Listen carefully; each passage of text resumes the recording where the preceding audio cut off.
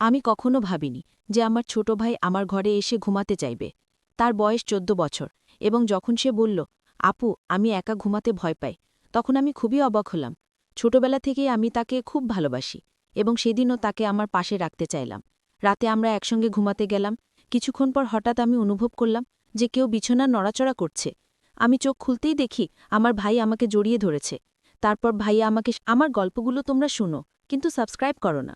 দয়া করে গল্পগুলো ভালো লাগলে ভিডিওটি লাইক, শেয়ার এবং চ্যানেলটি সাবস্ক্রাইব করো প্লিজ। আমি নুসরাত। আমি অনেক সুন্দর দেখতে।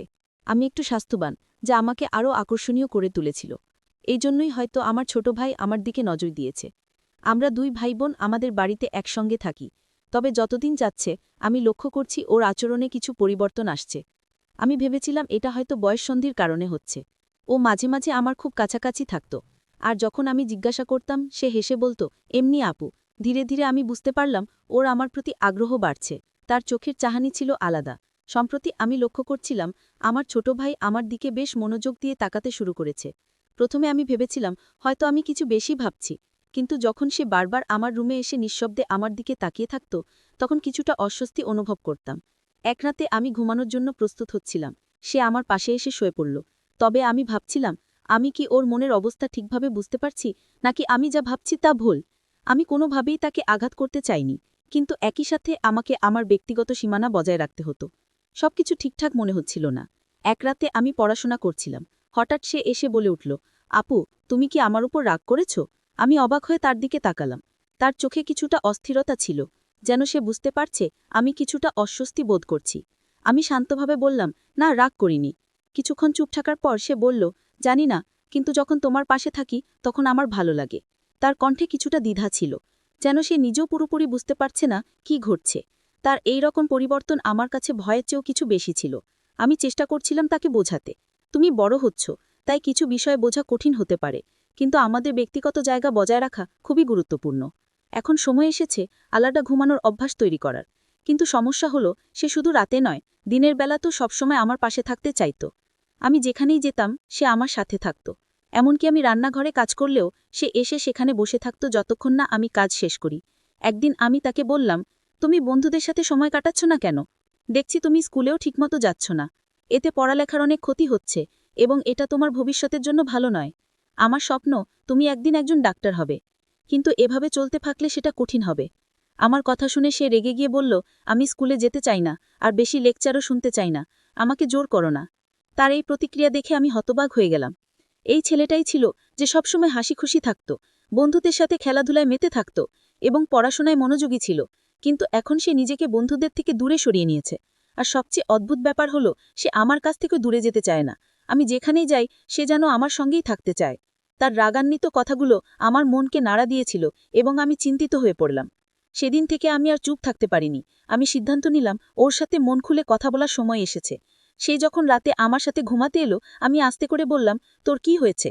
আগে তুই সবসময় বন্ধুদের সাথে থাকতি, এখন কি হয়েছে আমাকে বল।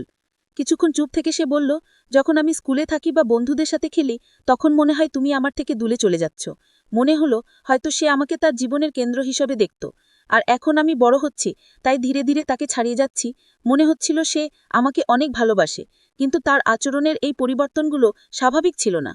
আমি তাকে বোঝানোর চেষ্টা করলাম, আমি তোর সাথে আছি, কিন্তু আমাদের আলাদা থাকার এবং ঘুমানোর অভ্যাস গড়ে তোলা উচিত। আমরা এখন বড় হয়েছি। সে রাজি হতে চাইল না। শুধু রাতে নয়, দিনেও সে সবসময় আমার সাথেই থাকতে চাইত, কিন্তু তার আচরণের পরিবর্তনটা স্বাভাবিক মনে হচ্ছিল না। তার কথাগুলো শোনার পর আমি অবাক হয়ে গেলাম। সে একেবারেই তার পুরনো অভ্যাস, স্বভাব বা রুটিনে ছিল না। মনে হচ্ছিল সে আমার প্রতি গভীর মনোযোগ দিচ্ছে, যেন সে আমাকে ভালোভাবে বুঝতে চাচ্ছে বা আমার কাছ থেকে কিছু চাচ্ছে। তার এই আচরণগুলো আমাকে অস্বস্তিতে ফেলতে শুরু করেছিল। একদিন যখন আমি ঘুমানোর প্রস্তুতি নিচ্ছিলাম, সে হঠাৎ আমার রুমে এসে বলল, দিদি আমি তোমার সাথে ঘুমাতে চাই। প্রথমে আমি ব্যাপারটিকে স্বাভাবিকভাবে নিয়েছিলাম, কিন্তু ধীরে ধীরে তার আচরণ কিছুটা অদ্ভুত হতে শুরু করল। তার মুখে একটা অস্থিরতা দেখা যাচ্ছিল, যা আমাকে ভাবিয়ে তুলল। আমি তাকে জিজ্ঞেস করলাম, তোর কি হয়েছে? সে কিছুটা অদ্ভুতভাবে বলল, দি আমি ঠিক আছি, আজ আস্তাবলে গিয়েছিলাম, সেখানে ছাগলের দুধ পান করেছি, তাই হয়তো এইরকম লাগছে। তার কথায় আমি কিছুটা অবাক হলেও সেটা একসময় মজা করে উড়িয়ে দিলাম। তাকে বুঝিয়ে বললাম, তুই একটু মজা করছিস তাই না? এই ঘটনাগুলো আমাকে ভাবিয়ে তুলেছিল এবং আমি বুঝতে পারছিলাম যে ওর সাথে আরও খোলামেলা কথা বলার প্রয়োজন আছে। একদিন ছোট ভাইকে জিজ্ঞাসা করলাম, বাড়িতে গরুর দুধ থাকা সত্ত্বেও তুই ছাগলের দুধ কেন খাচ্ছিস? সে মজা করে বলল, বন্ধুদের সাথে মজা করে খেয়েছি। এটা এত বড় ব্যাপার নয় আপু। সে কেমন বন্ধুদের সাথে মেশা শুরু করেছে যে এমন অস্বাভাবিক আচরণ করছে। এখন সে বড় হতে শুরু করেছে, তাই যখন আমি তাকে কোনো ব্যাপারে শাসন করতাম সে আমার উপর রেগে যেত এবং কথা কাটাকাটি করত। এরপর একদিন মাঝরাতে আমার ঘুম ভেঙে গেল এবং দেখলাম ছোট ভাই আমার দিকে তাকিয়ে আছে। এটা দেখে আমি একটু অস্বস্তি বোধ করলাম।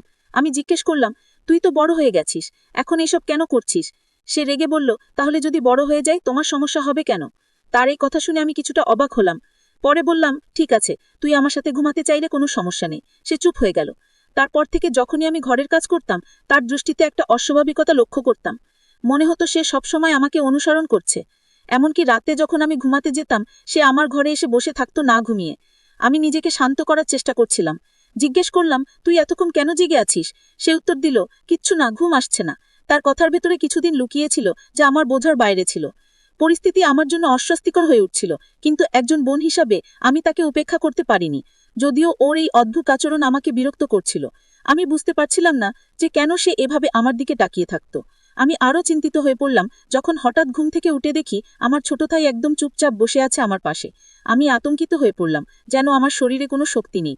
বুকে চাপ অনুভব করতে লাগলাম, কিন্তু কোনো কারণ খুঁজে পাচ্ছিলাম না কেন সে এভাবে তাকিয়েছিল। সে কি চাইছিল? আমার ঘুম কেড়ে নিয়েছিল? এই চিন্তা দিনের বেলাতেও আমি বিশ্রাম নিতে পারছিলাম না। তারপর একদিন একটা বাস্তবতা আমার সামনে এলো যা আমাকে ভীষণভাবে নাড়া দিয়েছিল। সেই সত্যটা আমাকে এতটাই বিপর্যস্ত করে তুলল যে মনে হলো আমার পৃথিবীটা ভেঙে যাচ্ছে।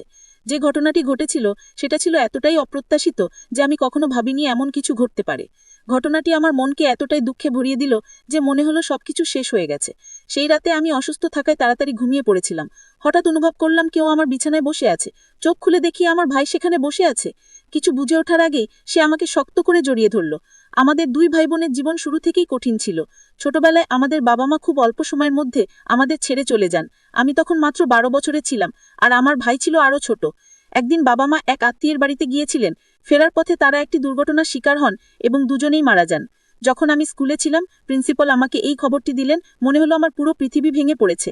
বাবা মা চলে যাওয়ার পর আমাদের জীবন সম্পূর্ণ পাল্টে গেল। এই দুর্ঘটনার প্রভাব আমার ভাইদের উপর অনেক গভীর ছিল।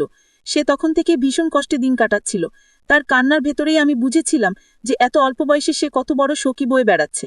আমার ভাই তার বাবার সাথে ঘুমাতে অভ্যস্ত ছিল, কিন্তু তার মৃত্যুর পর সে ভীষণভাবে ভেঙে পড়ে। আমার চাচা তাকে একজন ডাক্তারের কাছে নিয়ে যান এবং ডাক্তার তাকে ঘুমের ওষুধ দেন। ওষুধের কারণে সে বেশিরভাগ সময় ঘুমিয়ে থাকত। আমাদের বাড়িতে দুটি অংশ ছিল, একটি আমাদের আরেকটি ছিল চাচার।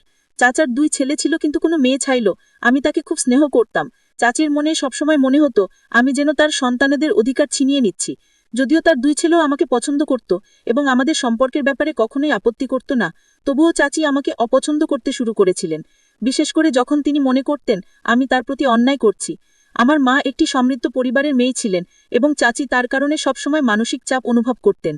আমার মা বাবা সবসময় আমাদের পাশে থাকতেন। আমি যখনই তাদের বাড়িতে যেতাম চাচি আমাকে অনুসরণ করতেন এবং বলতেন যে আমি আর ছোট নই, আমার এবং আমার ভাইয়ের যত্ন নেওয়া উচিত। তিনি সবসময় আমাকে মনে করিয়ে দিতেন যে বাড়ির দায়িত্ব এখন আমার কাঁধে। এসব কথা আমার মনকে ভারী করে তুলত, আর আমি তখনও বাবা মায়ের মৃত্যুর শোক কাটিয়ে উঠতে পারছিলাম না। এই পরিস্থিতি আমাকে আরও দুর্বল করে তুলেছিল এবং আমার সমস্যাগুলো যেন আরও বেড়ে গিয়েছিল। আমি প্রতিদিন মা বাবার কথা মনে করে কাঁদতাম। আমরা তাদের জীবনে কতটা সুখী ছিলাম, কিন্তু এখন মনে হচ্ছিল যেন আমাদের পৃথিবী উল্টে গেছে। এত কম বয়সে আমাকে জীবনের কঠিন বাস্তবতার মুখোমুখি হতে হয়েছিল। চাচাও আমাদের জন্য খুব চিন্তিত ছিলেন, কারণ তিনি আমাদের দুজনকেই খুব ভালোবাসতেন, কিন্তু চাচির কারণে তিনি আমাদের তেমন সময় দিতে পারতেন না।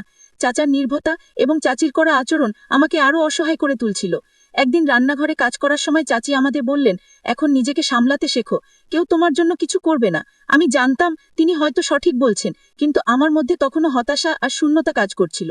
আমার ভাইও স্কুলে যাওয়া বন্ধ করে দিয়েছিল। তার আগের সরলতা হারিয়ে যাচ্ছিল, যা আমাকে আরও চিন্তিত করত। সে প্রায়ই আমাকে প্রশ্ন করত, আপু, মা বাবা কেন চলে গেল? প্রতিবারই এই প্রশ্নে আমি ভেঙে পড়তাম। আমি জানতাম না এর উত্তর কি। আমি নিজেও বুঝতে পারিনি কেন এত কম বয়সে আমাদের এইভাবে একা ফেলে দেওয়া হয়েছিল। পরে যখন চাচি জানতে পারলেন আমাদের পরিবারের অবস্থা সম্পর্কে, তখন তিনি আমাকে খুব বকাঝকা করলেন এবং বললেন চাচা যদি আমার কথা না শুনেন তাহলে কিছুই ঠিক হবে না। এরপর তিনি রাগ করে তার বাবার বাড়ি চলে যান। চাচার জন্য সেটা খুব কঠিন সময় ছিল, কারণ তিনি তার স্ত্রীকে খুব ভালোবাসতেন। মায়ের চলে যাওয়া আমাদের দুজনেরই মন খারাপের কারণ হয়ে দাঁড়ায়। শেষ পর্যন্ত চাচুর পরামর্শ অনুযায়ী আমরা পুরো বাড়ি ভাগাভাগি করে চাচাকে আরেকটা অংশ দিয়ে দিলাম। আমাদের ভাগের টাকা দিয়ে আমরা নতুন একটা বাড়ি কিনে সেখানে শিফট করলাম। তবে যাওয়ার আগে চাচা এমন কিছু করেছিলেন যা তিনিও জানতেন না, এবং সেটি সম্পূর্ণ করে তিনি অত্যন্ত খুশি হয়েছিলেন। চাচা মারা যাবার পর তিনি আমাদের জন্য এলাকায় একটি বাড়ি কিনে দেন। আমাদের আঙ্কেল প্রায় দিনই আমাদের খোঁজ খবর নিতেন এবং সব ধরনের প্রয়োজন মেটানোর চেষ্টা করতেন। কিন্তু আন্টির মনোভাব ভিন্ন ছিল এবং তার স্ত্রীও আমাকে বাড়িতে রাখতে চাইতেন না। আমার ভাইকে আলাদা থাকতে হয়েছিল। আমি তখনই সিদ্ধান্ত নেই ভাইয়ের দায়িত্ব আমি নিজেই নেব। আমি বাড়িতে থেকেই প্রাইভেট পড়াতে শুরু করি